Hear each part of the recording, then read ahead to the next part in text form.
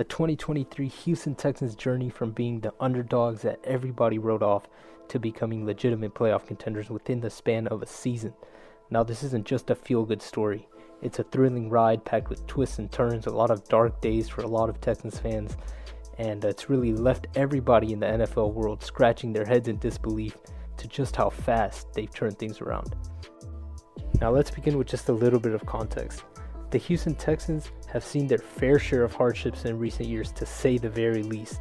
The 2021 and 22 seasons were turbulent for them, marked by uncertainty, a process of rebuilding that seemed to never end, a series of challenges including changes in leadership, roster reconstruction, and a slew of losses that really had many, including me, considering whether the Texans could ever regain their footing in the NFL again. But as we turn our attention into the 2023 season, it's evident that the winds of change are sweeping through Houston.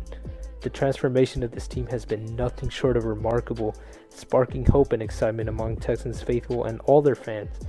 I mean, I know some Texans fans personally, and it seems like they've been waiting years for this moment. It seems like an eternity since the last time the Texans were relevant. So, what's catalyzed this resurgence, and who are the key figures behind the Cinderella story? We're going to get into that. At the epicenter of the Texans' revival, of course, is the meteoric rise of rookie quarterback C.J. Stroud. His journey to NFL prominence is a narrative that inspires dreams and fuels ambitions, and it's really something we can all learn a lesson from.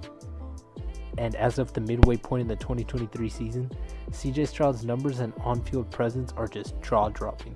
His presence in the pocket, precise passing, and deep understanding of the game make him one of the league's standout quarterbacks as a rookie, and he's consistently ranked among the NFL's best in various statistical categories, and that's not even considering the fact that he's a rookie, just among the NFL's best in general in quarterbacks, which is just insane. And the numbers really only scratch the surface. It's Stroud's ability to read defenses, make pinpoint throws under pressure, and lead the offense with an astute football IQ that truly set him apart.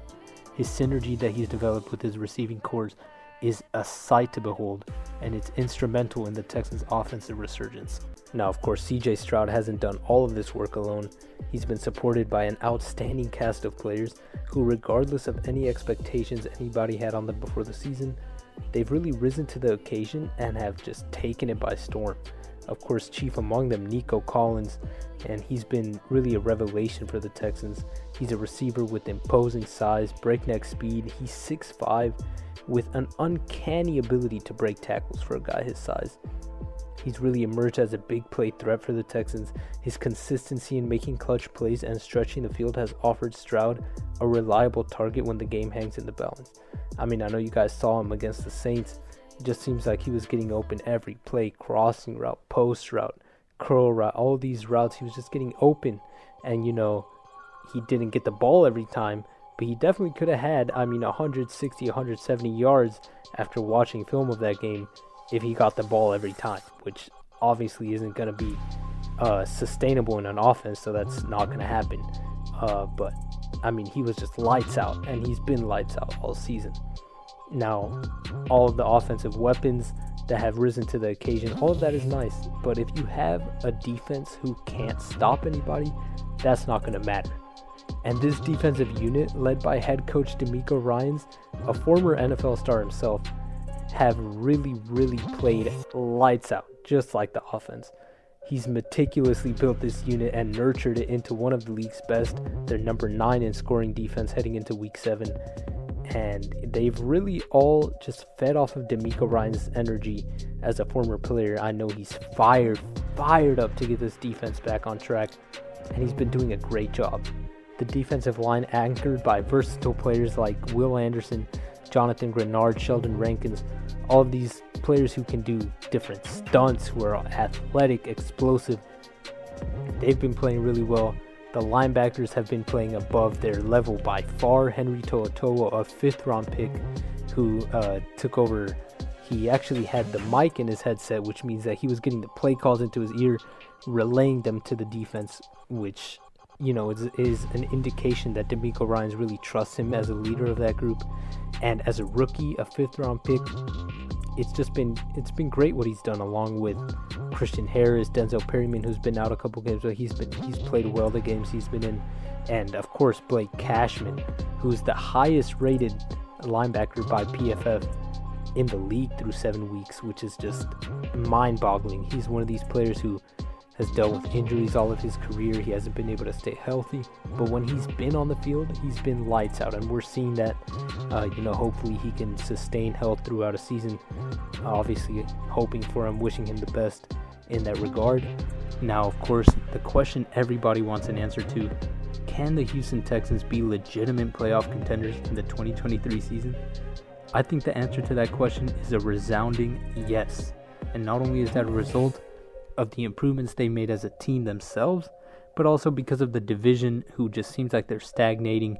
Jaguars, the Colts, and the Titans don't seem like they're making that same step up as a team that the Texans have. I know the Jaguars have been on a little bit of a run lately, but I don't think that this Jaguars team matches well against the Texans at all. The Texans have always beat the Jaguars, going back to even when Houston had Davis Mills at quarterback, Tyrod Taylor. It's really a favorable matchup for them in both games, and they already took care of business in the Jaguars' house in Jacksonville. So now they have another game at home against the Jaguars. I'm not exactly sure which week it is, but that's going to be a huge game. Also, Trevor Lawrence is injured. I'm not sure if he's going to play against the Saints. I'm recording this video before Thursday Night Football starts. But if he does play in this game, then he's probably not going to be 100%. And that never bodes well. So if the Saints get this win on Thursday, that puts the Texans in just a much better position to contend for that division. Even if they don't, I think the Texans could definitely be one of those wild card teams, just because their schedule really bodes well for them. They have a pretty easy schedule coming out of the bye week. They have the Panthers, the Bucks, and then the Bengals and Cardinals, I believe, which isn't great, to say the least. The Bengals probably the best team out of that bunch, but also their schedule throughout the rest of the season looks pretty much the same. They don't have much elite teams to play, while the Jaguars have to play the Bills, and they have to play some other pretty elite teams. I don't have them at the top of my head right now, but the Jaguars have a first place schedule, which means, they finished first place in the division last year, so they're going to play the other division's first place teams, if that makes sense. So they have a tough schedule. The Colts just lost Anthony Richardson for the season.